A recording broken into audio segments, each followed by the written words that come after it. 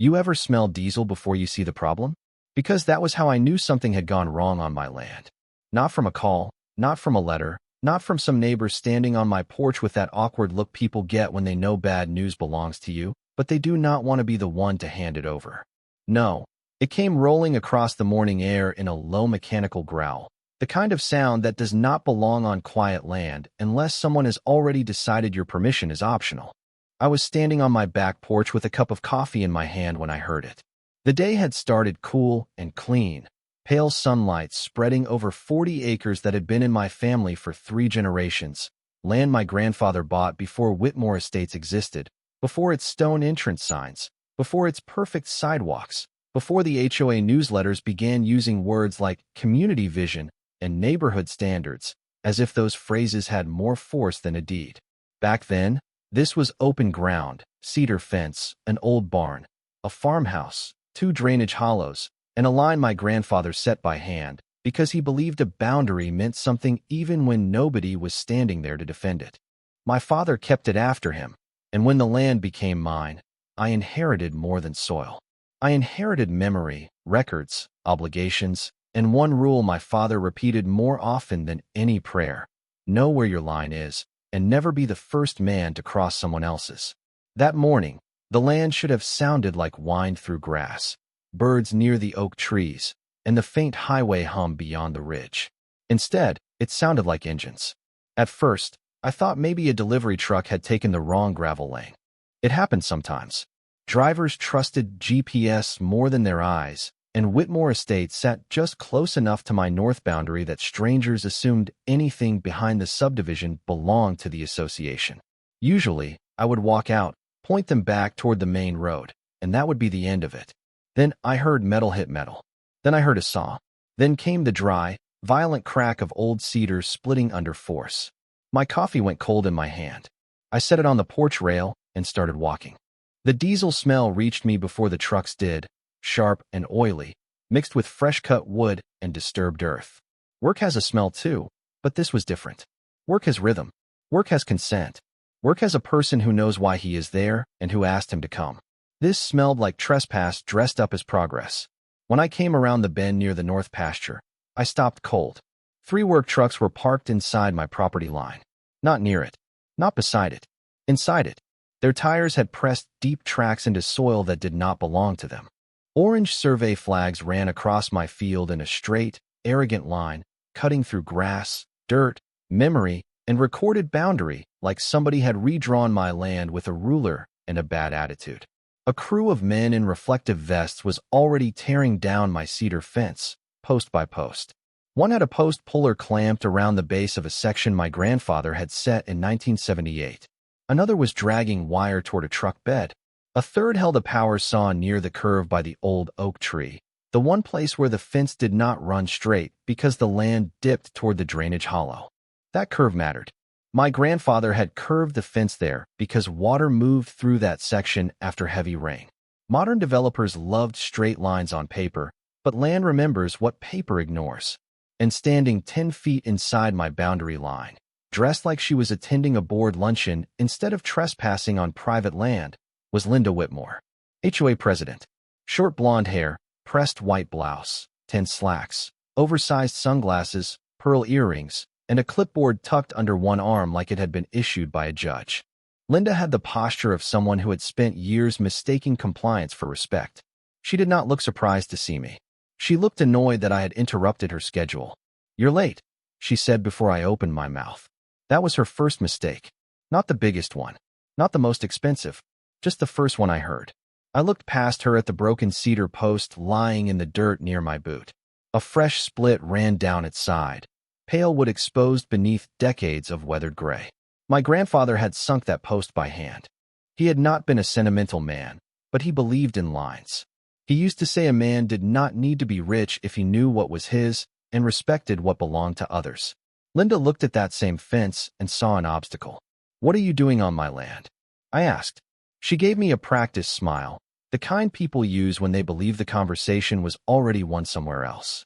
"We're expanding the emergency access road. The road ends at your subdivision." "Not anymore." She tapped the clipboard with one manicured finger. The board approved a community improvement project. You should have checked your notices. I didn't receive any notices. That sounds like an issue with your mail, Mr. Caldwell. The way she said my name told me she had prepared for this. She knew who I was, or she thought she did. To her, I was the old acreage owner behind Whitmore Estates, the holdout, the difficult man who refused to sell when developers came around, the one whose weathered fence interrupted the polished fantasy of endless HOA control. One of the workers glanced at me and stopped moving. Linda noticed immediately. "Keep going," she said. The worker hesitated. I said, "Keep going." He pulled down on the lever. The cedar groaned, shifted, and came loose from the ground with a sound that went straight through my chest. I did not yell. That surprised her. People like Linda are prepared for anger. They know how to turn raised voices into reports. Difficult owner. Hostile neighbor. Interfered with approved work. They want you loud because loud is easier to dismiss. So I gave her quiet. I walked to the nearest orange flag and crouched beside it. The stake had been driven deep into the soil just inside the old fence curve. I studied it, then looked up. Who surveyed this? Linda's smile sharpened. She thought I had stepped into her territory. A licensed contractor retained by the association.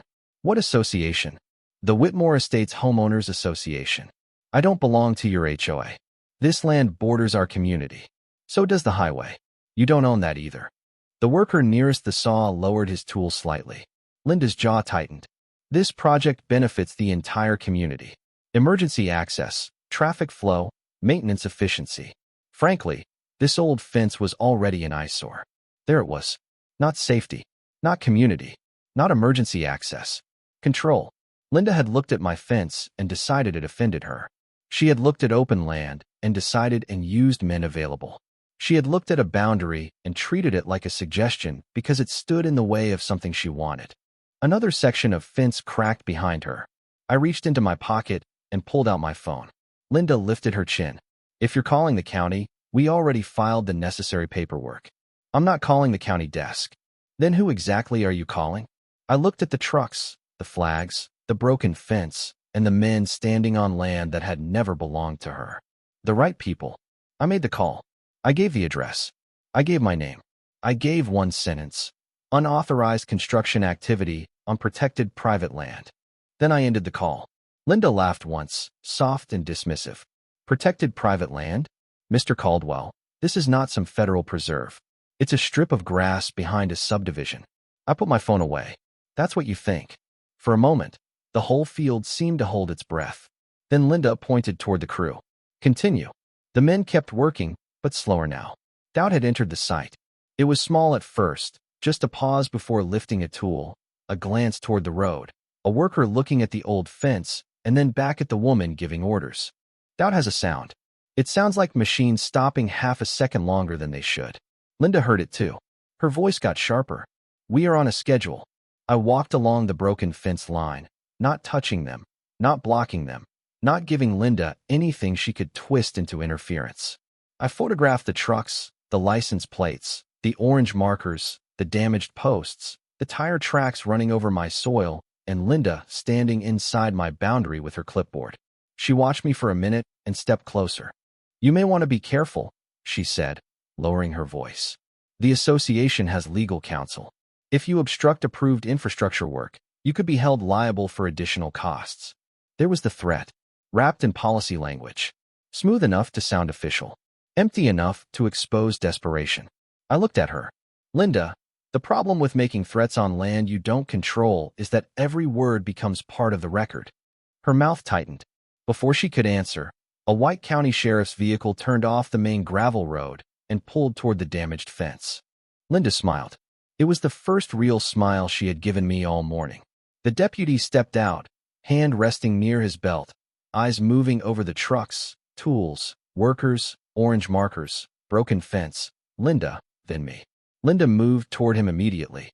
"Officer, thank goodness," she said.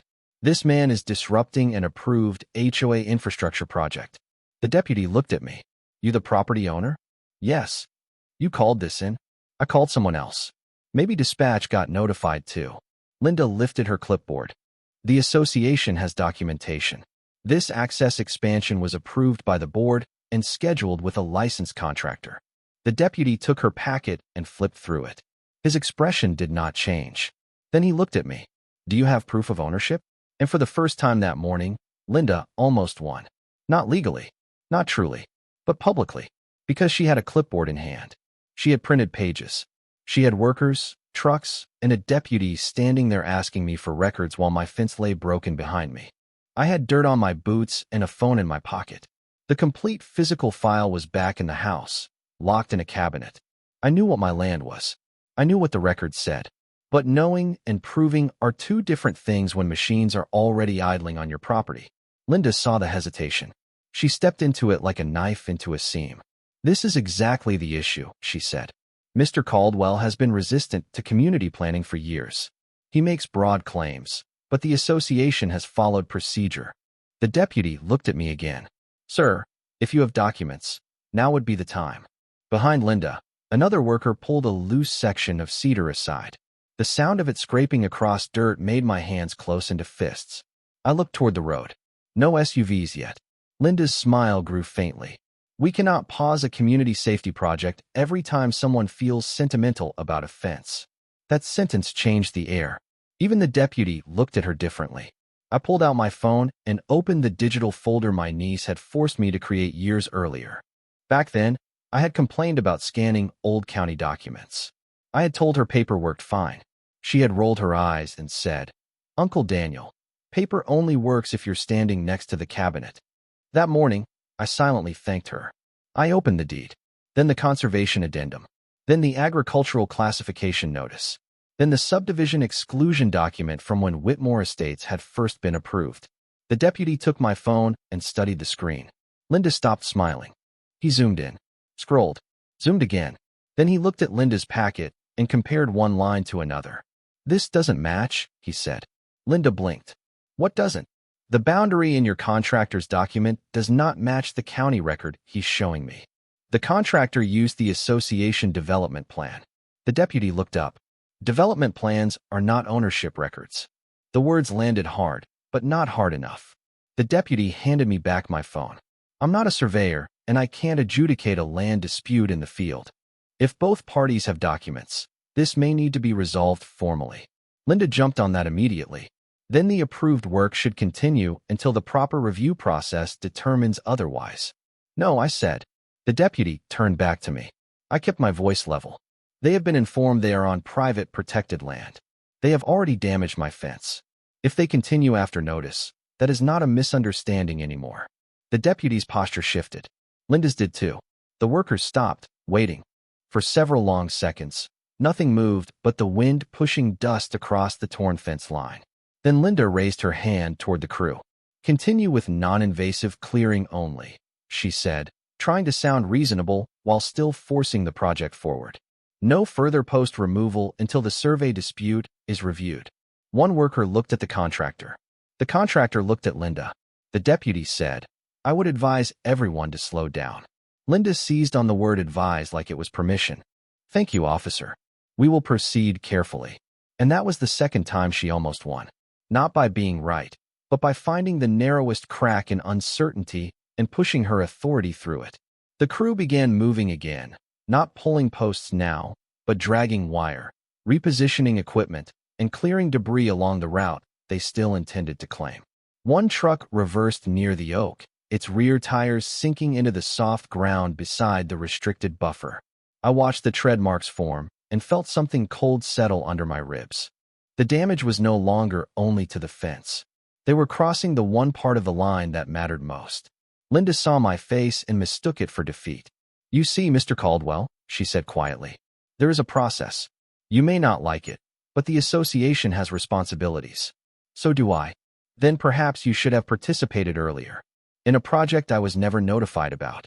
She leaned closer, lowering her voice so only I and maybe the deputy could hear. You have been a thorn in this community's side for years. Everyone else understands progress. Everyone else understands compromise. But you sit on this land like it is some sacred inheritance, refusing every reasonable discussion, and now you want to make yourself the victim because the board finally moved forward. I looked at her for a long moment. Linda, you don't even know what you're standing on. I know enough. No, I said. You know exactly enough to be dangerous. Her face hardened. The truck near the oak beeped as it backed another foot. Then we heard tires on gravel. More than one vehicle. Slow. Controlled. Deliberate. Two dark SUVs appeared over the bend and rolled toward us. They stopped just short of the old boundary line, exactly where someone who had read the records would stop. Engines cut off almost together. The silence after that felt heavier than the noise before it. Two men stepped out first. Plain dark jackets. No logos. No unnecessary display. Behind them came a woman carrying a map tube and a hard case. She moved like someone who spent her life telling people where lines actually were, whether those people liked it or not. I gave one small nod. One of the men returned it. Linda whispered, "Who are they?" I said, "The people you should have called before touching my fence." The first man showed identification to the deputy, then turned toward the site. His eyes moved over everything with calm precision. The broken posts, the trucks, the flags, the tire tracks, the disturbed soil near the oak. The woman opened her map tube on the hood of one SUV and spread the document flat, weighing the corners with metal clips. Linda tried to recover. "This is a private HOA project. You cannot just enter an active construction area." The man looked at her. "Ma'am, this construction area appears to be on land outside HOA jurisdiction and subject to recorded restrictions." "Appears," Linda said quickly. "So you don't know?" The woman at the SUV answered without looking up. "We know." The way she said it ended something. She walked over with the map in one hand and a GPS device in the other. She stopped at the nearest orange marker, checked the screen, checked the map, then looked at the ground itself. "This marker is wrong." Linda crossed her arms. "Based on what?" "Recorded county boundary, agricultural classification, conservation overlay, and the exclusion language attached to the original subdivision approval." Linda stared at her. "Exclusion language?" The woman finally looked up. "Whitmore Estates was approved on the condition that this parcel remains separate from HOA Expansion Authority. This land is specifically excluded from association infrastructure control." The deputy looked at Linda. Linda looked at me. There it was. The first real crack. Not panic yet. Recognition. The mind catching up to the mistake too late. "That can't be right," she said. "It is," the woman replied. Linda raised the clipboard. "Our board approved this project. Your board does not have authority to approve work on this parcel. We had a survey. You had a development sketch," the woman said. "Not a controlling boundary survey." One of the workers muttered something and stepped away from the equipment. The first man turned toward the crew. "All work stops now." Nobody looked to Linda for confirmation this time. The saw shut off. Tools dropped to sides. A man near the truck removed his gloves and tucked them into his back pocket. The truck near the oak went silent. The sudden quiet was enormous. Linda's voice rose. "You cannot shut down an approved community project." The man's answer was calm. "It was not approved by anyone with authority over this land." The woman walked the flag line, stopping at each marker. "Every one of these is over the recorded boundary." Linda's face flushed. The woman continued toward the oak tree, then crouched near the disturbed soil where the old fence curved. She brushed dirt away from the base of a damaged post hole and looked back toward the others. "This is worse." Everyone turned. The first man walked over. "How much?" They crossed into the restricted buffer. The deputy's expression changed. He was no longer looking at a neighborhood dispute. He was looking at documented encroachment with active damage. Linda swallowed. "We can restore anything disturbed. This does not need to become formal." The first man looked at her. "It is already formal." Those 4 words landed harder than any shouting could have. Linda's grip on the clipboard loosened. For the first time that morning, it was just paper and plastic. No power. No shield. No substitute for the records she had failed to read. The contractor stepped forward, palms slightly raised. "We were given the route by the association." Linda turned sharply. "You confirmed the route." "We confirmed the route you provided." That was the second collapse. The private alliance between HOA and contractor cracked in front of everyone. The deputy began taking names. Linda's voice changed. It became careful, legal, defensive. "We relied on professional materials." The contractor responded just as carefully. "We relied on association instruction." The 2 men from the SUVs wrote everything down. I stood near the broken fence and watched the truth do what anger could not. It separated people. It removed performance. It made every person choose which sentence they wanted attached to their name. The first man asked Linda for copies of board approval minutes, contractor authorization, resident notices, and any communication sent to me. Linda said, "Notice was issued according to association procedure." I said, "I never received one." The man looked at her. "Was notice sent to the owner of record?" Linda paused. It was small, half a second, but everybody saw it. She said, "The property borders the association." "That is not what I asked." Her lips pressed together. That was the moment I understood what had really happened. They had not sent me proper notice because they did not want to invite a proper objection. They had treated my land like leftover space. Something adjacent. Something inconvenient. Something easier to take first and explain later. The woman with the map pointed toward the flags. "These remain in place for documentation. Do not remove them." Linda flinched at the word documentation. The crew began loading tools carefully, making sure not to disturb anything else. One worker picked up a broken cedar post and leaned it gently against what remained of the fence. He did not fix it. He could not. But the gesture mattered. It was the first respectful thing anyone from that work site had done all morning. Linda walked toward me as the others continued documenting the damage. "Mr. Caldwell," she said quietly, "perhaps we can discuss this privately." No, her eyes narrowed. "You don't even know what I was going to offer. I know what you're trying to avoid." The deputy was close enough to hear. "So were the contractor and 2 workers." I said, "You came onto my land without permission. You removed my fence. You brought equipment across protected ground. You threatened me with liability when I told you to stop. Then you tried to continue after the deputy said the records did not match. Now that the real documents are standing in front of you, you want privacy." Her face hardened, but she did not answer. "No more private conversations," I said. That was when the power reversed completely. Not when the SUVs arrived. Not when the map came out. Not when the workers stopped. It happened when Linda realized she could no longer move the conversation into a room she controlled. There was no board table here. No agenda. No homeowners intimidated into silence. No microphone she could cut off. There was only open land, public facts, witnesses, and a fence she had already broken. The first man turned to Linda. "You are advised not to resume work, alter markers, contact the owner regarding access rights, issue association enforcement related to this parcel, or instruct any contractor to return until the review is complete." Linda's jaw tightened. "Advised?" "Strongly." The deputy added, "I'd listen." That one hurt her. I saw it. The trucks left slowly. No revving engines now. No shouted orders. No confidence. The contractor drove away with the face of a man already thinking about insurance. The workers avoided looking at Linda. The deputy left after taking statements. The SUVs stayed longer, photographing damage, marking locations, collecting copies, and confirming the restriction language. When they finally pulled away, the land was quiet again, but it was not peaceful. I walked the damaged line alone. 6 sections of fence were down. Tire tracks cut through grass. The soil near the oak had been torn open. Orange flags stood where they had no right to stand, but now they no longer looked like claims. They looked like evidence. I crouched beside one old post and pressed my palm against the weathered cedar. For a second, I could see my grandfather there, younger than I ever knew him, setting that line by hand. He had built it long before Linda, long before the HOA, long before anyone thought a board vote could reach across land it did not own. My phone buzzed. A message from the number I had called that morning. Documentation initiated. Site secured pending review. I read it twice, then put the phone away. That should have been enough. It was not. Because Linda Whitmore did not lose quietly. The first letter arrived the next afternoon. It came by email and certified mail, because apparently one method of intimidation was not enough.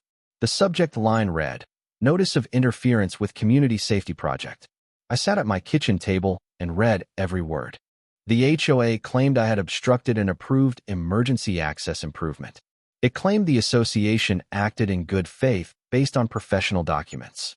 It claimed my refusal to cooperate had caused delays, contractor standby fees, administrative costs, and potential safety risks to residents. It did not admit trespass. It did not admit damage. It did not admit the land was excluded. At the bottom, in polished attorney language, it said the HOA reserved the right to seek reimbursement. I read that line twice. Then I laughed. Not because it was funny, because it was predictable. The next day, I received a repair estimate from the contractor addressed to the HOA but copied to me by mistake. Fence removal, site preparation, equipment mobilization, delay costs, remobilization fee. It was almost $12,000, and that did not include restoring the buffer, repairing the soil, replacing the cedar, or any review by the county. 2 hours later, Linda called. I let it go to voicemail. Her message was controlled, but the strain showed through. Mr. Caldwell, this is Linda Whitmore. I believe we should resolve this reasonably before unnecessary escalation. The association has incurred costs because of your objection, and while we are reviewing the classification issue, we expect cooperation. Please return my call. Classification issue. That was what she called protected land after county officials had stood on it with a map in their hands. I did not call back. I sent one email instead. All further communication must be in writing. You are not authorized to access, alter, inspect, mark, or direct work on my property. Preserve all records related to the access road project, including board minutes, contractor communications, survey materials, notices, invoices, insurance communications, internal emails, and any communications referencing the Caldwell parcel. Then I copied the right people. The response came faster than I expected. Not from Linda, from the HOA's attorney. The tone changed immediately. Suddenly, the association was reviewing the matter. Suddenly, they were investigating the source of conflicting boundary information. Suddenly, all work was paused pending clarification. The reimbursement threat disappeared like it had never existed. But the real turning point came 4 days later. Carl Jennings called me. Carl lived in Whitmore Estates along the back road, the part of the subdivision closest to my land. We had waved to each other for years, but rarely spoken. He sounded nervous. Daniel, he said, I hope I'm not bothering you. You're not. I heard something happen with the access road. That's one way to put it. He hesitated. Linda told residents the project was delayed because of a private owner dispute. I looked out my kitchen window toward the damaged fence line. Did she mention the HOA crossed onto excluded land and damaged my fence? Silence. No, Carl said. She did not. That was how the public collapse began. Carl asked for records. I did not give him everything, but I gave him enough. The subdivision exclusion language, photos of the flags, and the written instruction stopping work. By evening, 3 more residents had contacted me. By the next morning, someone had posted questions in the Whitmore Estates community group. Why was the emergency access project stopped? Did the HOA authorize work outside its boundary? Were dues used for an improper project? Was the board aware the parcel was excluded? Were residents being exposed to liability? Did the reserve fund cover legal mistakes? Who approved the contractor mobilization? Had this happened before with other easements? Linda tried to contain it. She sent a community update that used every soft word available. Temporary delay, clarification, boundary review, cooperative process, commitment to safety. But the photos were already circulating. The picture of her standing inside my land with a clipboard while my fence lay broken behind her did more damage than any argument I could have made.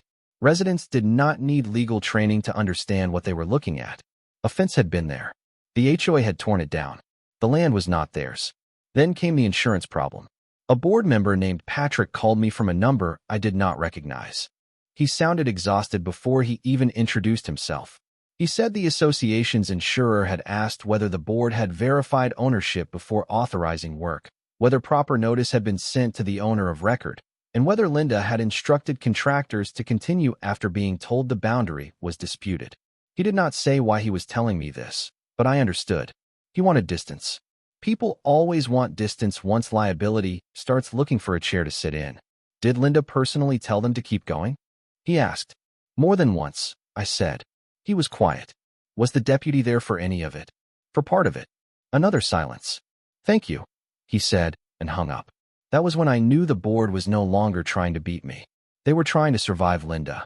2 days later, Linda announced an emergency board meeting. That was her final mistake. I did not plan to attend. I was not part of the HOA, and I had no interest in sitting through suburban theater. But at 6:10 that evening, Carl texted me. You should come. They're blaming you. So I went. The Whitmore Estates clubhouse looked exactly like the kind of place built to make small authority feel important. High ceiling, fake beams, Oversized stone fireplace nobody used. Rows of folding chairs facing a long table where Linda sat in the center, flanked by board members and the HOA attorney. Residents filled the room, whispering in tight clusters. When I walked in, the room changed. Linda saw me first. Her expression froze. I stood at the back. I did not need a seat. Linda opened with a statement about safety, procedure, and unfortunate confusion. She said the board had acted based on available information. She said certain outside parties had complicated the process. She said the association remained committed to protecting residents and maintaining emergency access standards. Then Carl stood up. Did the HOA authorize contractors to remove a fence on land outside HOA jurisdiction? Linda's smile did not move. The matter involves overlapping documentation. Carl held up a printed photo. My photo. The one showing orange flags through my property and the fence lying broken in the dirt. This doesn't look overlapping. This looks like our contractor was on his land. The room murmured. The attorney leaned toward the microphone. We need to be careful about characterizing ongoing matters. Another resident stood. Were dues used for this? A board member shifted in his chair. Linda said, preliminary costs were allocated from the infrastructure reserve. That sentence detonated quietly. How much? Someone asked. Linda looked toward the treasurer. The treasurer did not want to answer. How much? Carl repeated. The treasurer cleared his throat. Current invoices and potential restoration exposure are still being calculated. That was not an answer, and everyone knew it. The attorney tried to intervene again, but a woman in the second row stood up. Did we pay to damage private property? Linda's face flushed. I almost felt sorry for her. Almost. Then she said, the property owner has refused to cooperate with community needs. Every head turned toward me. There it was. The last attempt to make me the villain. I stepped forward. I don't belong to your HOA, I said. I received no proper notice. I gave no authorization. Your crew entered my land, removed my fence, crossed into a restricted buffer, and stopped only after county records were produced on site. The room went silent. Linda said, that is your interpretation. I held up my phone.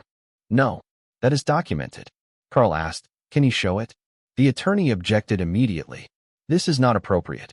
Linda reached for the microphone. We are not turning this meeting into. But the residents had already shifted. They did not want Linda's summary anymore. They wanted proof. So I gave them proof. Not all of it. Just enough. The exclusion language. The marked boundary. The written instructions stopping work. The restoration requirement. The photo of Linda standing inside my property line with a clipboard while my fence lay broken behind her. That photo ended her control of the room. No one shouted at first. That would have been easier for her. Instead, the silence spread, cold and heavy, as residents realized their board president had not merely made an administrative mistake. She had gambled with their money, their liability, and their trust. Then the questions came all at once. Who approved the project? Who reviewed the survey? Why was the owner not notified? Why did the board say this was a delay instead of a boundary violation? Was the contractor insured? Would dues increase? Could the HOA be sued? Had the board done this with other properties? Did the insurer know? Was Linda authorized to direct contractors alone? Why did the emergency road suddenly matter after years of being unnecessary? Linda kept trying to answer, but every answer created another crack. The treasurer admitted the board had approved preliminary expenses before independent boundary verification. Patrick admitted the contractor route had been circulated by Linda's infrastructure committee. Another board member admitted they had relied on Linda's recommendation and had not independently reviewed the exclusion language. The attorney finally stopped trying to defend the wording and began advising the board not to comment. That looked even worse. Then Carl asked the question that finished it. Madam President, did you personally direct the crew to continue after Mr. Caldwell told you they were on his land? Linda looked at me. I looked back. She could not say no. Too many people had heard her. Too many workers. The deputy. The officials. Me. She said. I believed we had authority at the time. Carl nodded slowly. That's not what I asked. The room went dead quiet. Linda did not answer. She did not need to. The next morning, the HOA issued a correction. Not a proud one. Not a full apology. But enough. The association acknowledged that the proposed access road crossed private property outside HOA jurisdiction. The project was canceled. The board would cover restoration costs. Future infrastructure plans would require independent boundary verification before approval. All related expenditures would be reviewed. The insurer would be notified. The contractor invoice would be disputed where appropriate. Linda's name was not in the statement. It did not have to be. 3 days later, the restoration crew arrived. Not the same crew. This one came with corrected plans, cedar posts, soil fill, seed mix, erosion control material, and a supervisor who introduced himself before stepping near the fence. They parked outside the property line. They asked where they could unload. They measured twice before touching anything. That mattered. Linda came too, but she did not lead. She stood near the road with 2 board members and the attorney. No clipboard. No sunglasses. No performance. Just a woman watching other people fix what her confidence had broken. The supervisor walked the line with me. We were instructed to restore to pre-damage condition or better, he said. Better is acceptable. He nodded. We also have instructions to avoid the buffer near the oak unless you approve each step. That told me someone had finally read the records. The repairs took most of the day. Post by post, the fence came back. Stronger than before. Straight where it should be straight. Curved where the land required it. Near the oak, the crew worked by hand. No heavy equipment. No shortcuts. Residents gathered at the edge of the subdivision road as the work continued. Not a crowd exactly. More like witnesses. Carl stood among them with his arms crossed. The woman who had asked about dues was there too. They watched Linda watch the fence go back up at association expense. That was the public consequence. Not humiliation for entertainment. Accountability in daylight. Near sunset, the last cedar post was set. The wire was pulled tight. The damaged soil was filled and seeded. The orange flags were gone now, replaced by proper markers placed where the records said they belonged. The supervisor handed me a completion form. We'll return in 2 weeks to inspect settling. Good. He hesitated. For what it's worth, sir, that first crew should never have been sent in. No, I said. They shouldn't have. After he left, Linda approached me one final time. She stopped on her side of the fence. That was new too. The written clarification has been sent, she said. I saw it.